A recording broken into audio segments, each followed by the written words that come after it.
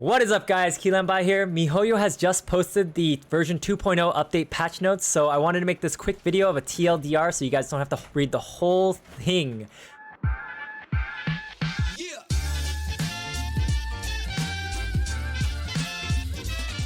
So to begin, the update will begin on the 21st at 6 a.m. UTC +8. So for PST, UTC -7, like Arizona or California, that will be about on the 20th at 3 p.m. It'll last for about 5 hours typically.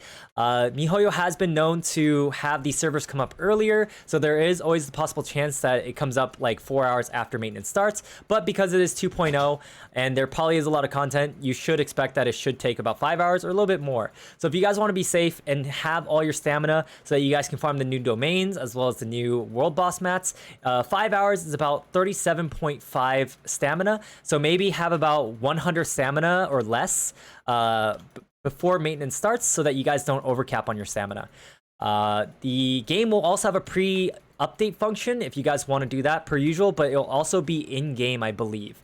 The compensation will be 300 Primo Gems, 60 for every extra hour past 5 hours. Even if it finishes earlier than 5 hours, you'll still get 300 Primo Gems. You will have to be AR 30 or above to access Inazuma, and you'll have to have completed this Archon quest, as seen here.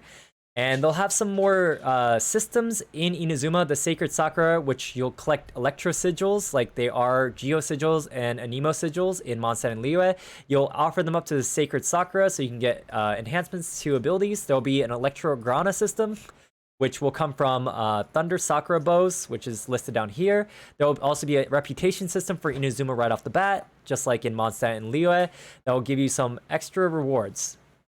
They'll have Thunder Barriers, which will presumably protect you from the Bale Thunder, which is kind of like a Chilling Frost mechanic, or Chilling Cold in Dragonspine.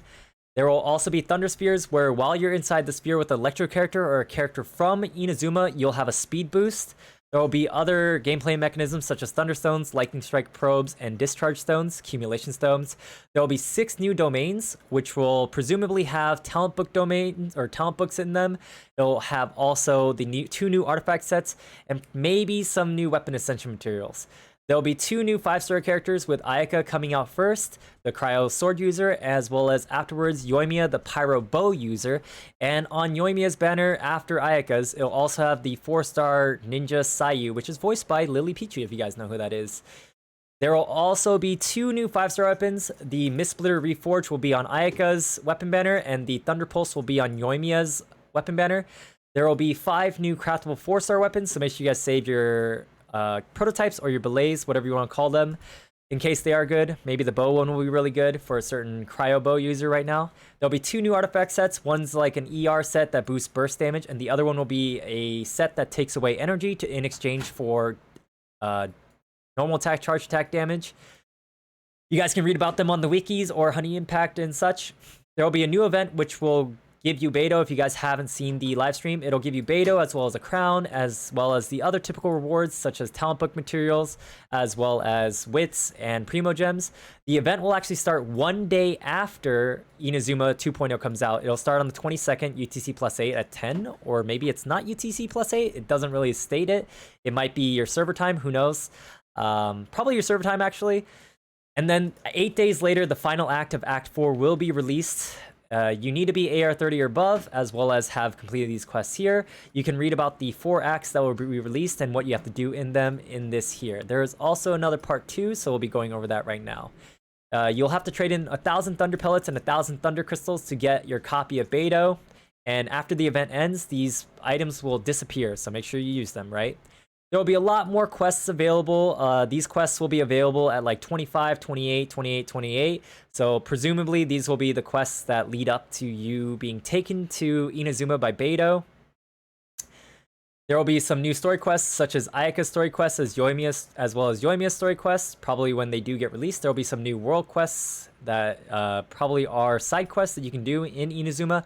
Some new monsters, such as a Pyro Hypostasis world boss, and I believe this Perpetual Mechanical Array is the world boss that Ayaka will need for her ascension. There will be some Nobushi, which are those samurais you guys see in the live stream, like the Ronin.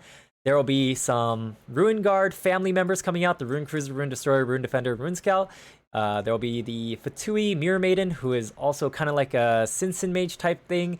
So you guys will probably see a lot of meme videos on YouTube about their sexual noises, because they'll probably have some special peculiar noises going on.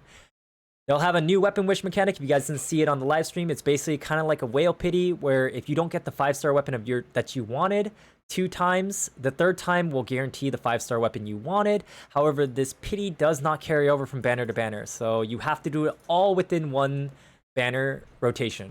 So that's gonna be a lot of summons you're gonna need. Let's see here. There will be some new gadgets such as the seed dispensary, which is in the teapot, which will allow you to grow some plants inside your teapot. The red feather fan, some objects to help you find Oculus in Inazuma for the Electro. There will be a chest compass. There will be a mini Sealy purple one available, but you have to do the treasure event and you have to pick between the 4 again. There'll be the new artifact strong boxes, which you're gonna have to recycle your 5-star artifacts to get one of those. It's gonna be a Noble Oblige, Bloodstained, Gladiator's Finale, as well as Wanderer's Trope selection. This outlines the new recycle system where you have to give up 5-star artifacts to get one of the boxes. There will be also some new recipes for food if you're interested in that. There will be new achievements for you achievement hunters, new name cards, as well as some new animals, as well as new wood. There will be an update to Abyss. However, the Abyss will not be updated immediately because the current Abyss that is going on will bleed over into 2.0, but after this one's finished, the Abyss monsters will change for 9 through 12, as well as the Disorders. The Disorder for floor 9 will basically put an electro field on the outside perimeter of the stages and tick you with electro damage periodically if you are out there. Floor 10 will change it so that there will be attendants that will buff the leader as well as heal the leader. If you guys have done the Electro Amplifier event, it'll be very similar to that. So you could either maybe try to rush down the leader and then deal with the mobs, or deal with the mobs then the leader. Floor 11 will have an increase to Pyro and Cryo. So Pyro Impact as well as Ganyu Impact will be happening again unless you have Ayaka or Yoimiya. Floor 12 will have it so that for 10 seconds you'll have increased energy gain, gaining like 10 elemental energy every 2.8 seconds if you attack a target. So technically you can get this extra bonus energy 3 to 4 times within this 10-second cycle.